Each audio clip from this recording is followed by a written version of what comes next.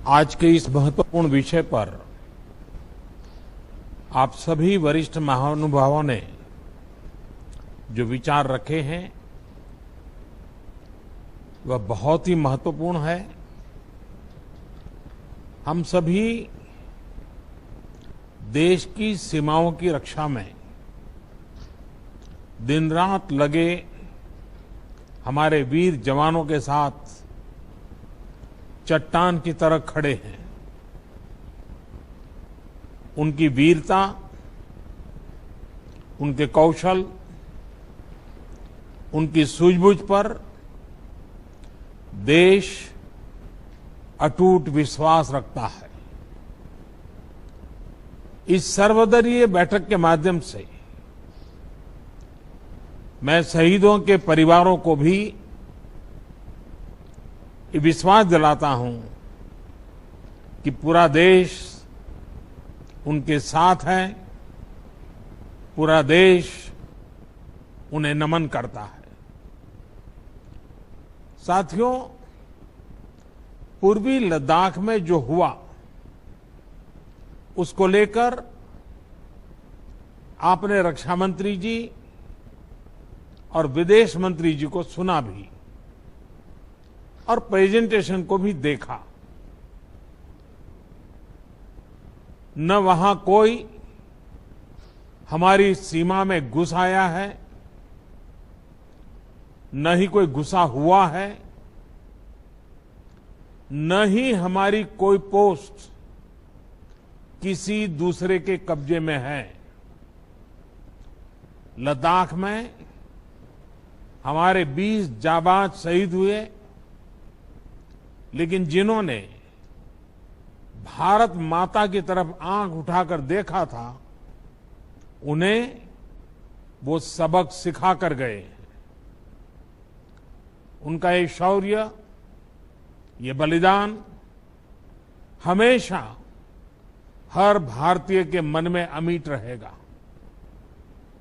साथियों, निश्चित तौर पर चीन द्वारा एलएसी पर जो किया गया है उससे पूरा देश आहत है, आक्रोशित है। ये भावना हमारी इस चर्चा के दौरान भी आप सबके माध्यम से बार बार प्रकट हुई है। मैं आपको भी आश्वस्त कर रहा हूं कि हमारी सेना देश की रक्षा के लिए कोई कसर नहीं छोड़ रही है। डिप्लॉयमेंट हो, एक्शन हो, काउंटर एक्शन हो, जल थल नभ में हमारी सेनाओं को देश की रक्षा के लिए जो करना है वो कर रही है। आज हमारे पास ये कैपेबिलिटी है कि कोई भी हमारी 1 इंच जमीन की तरफ आंख उठाकर भी नहीं देख सकता। आज भारत की सेनाएं हर सेक्टर में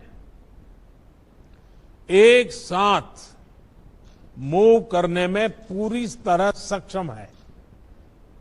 ऐसे में हमने जहां एक तरफ सेना को अपने स्तर पर उचित कदम उठाने की छूट दी है, वहीं दूसरी तरफ डिप्लोमेटिक माध्यमों से भी चीन को अपनी बात दो टूक स्पष्ट कर दी है। भारत पीस और फ्रेंडशिप चाहता है, लेकिन अपनी सॉवरेनिटी की रक्षा हमारे लिए सर्वोपरि है और आप सबने भी इसी भाव को प्रकट किया है। साथियों, बीते 5 वर्षों में देश ने अपनी सीमाओं को सुरक्षित करने के लिए बॉर्डर एरिया में इंफ्रास्ट्रक्चर डेवलपमेंट को प्राथमिकता दी है। हमारी सेनाओं की दूसरी आवश्यकताओं जैसे फाइटर प्लेन्स आधुनिक हेलीकॉप्टर,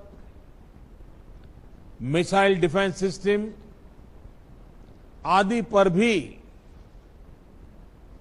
हमने बहुत बल दिया है। नए बने हुए इंफ्रास्ट्रक्चर की वजह से खासकर एलएसी में अब हमारी पेट्रोलिंग की कैपेसिटी भी बढ़ गई है।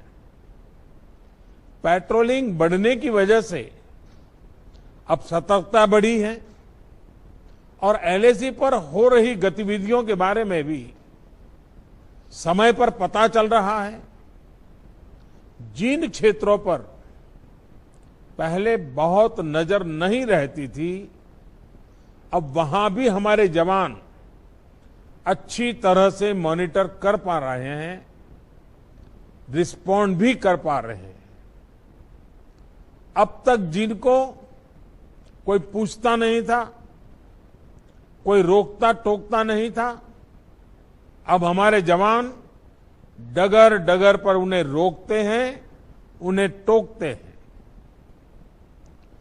बेहतर हो रहे इंफ्रास्ट्रक्चर से एक मदद ये भी मिली है कि हमारे जवान जो उस कठिन परिस्थिति में वहां तैनात रहते हैं, उन्हें साजो सामान पहुंचाने में आसानी हुई है।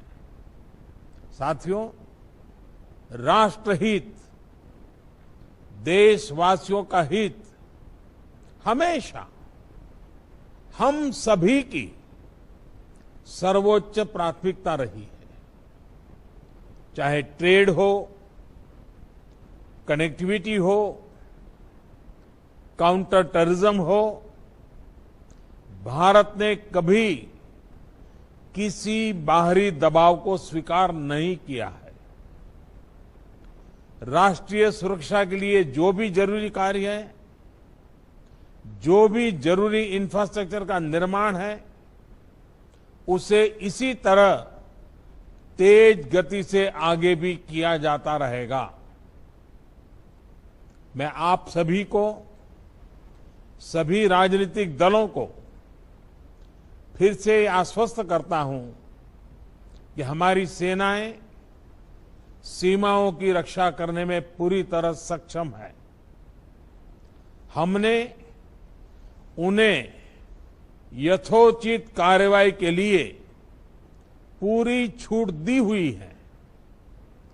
आप सभी ने इस बैठक के लिए अपना समय दिया, अपने मूल्यवान सुझाव दिए। इसके लिए मैं सभी दलों का, आप सभी नेतृत्वगण का हृदय से बहुत बहुत आभार व्यक्त करता हूं और आपके सुझाव आगे की रणनीति में बहुत लाभकर्ता होंगे, ये मुझे पूरा विश्वास है। मैं फिर एक बार इस एकता का संदेश देने में आप जो बढ़ चढ़ करके आगे आए हैं,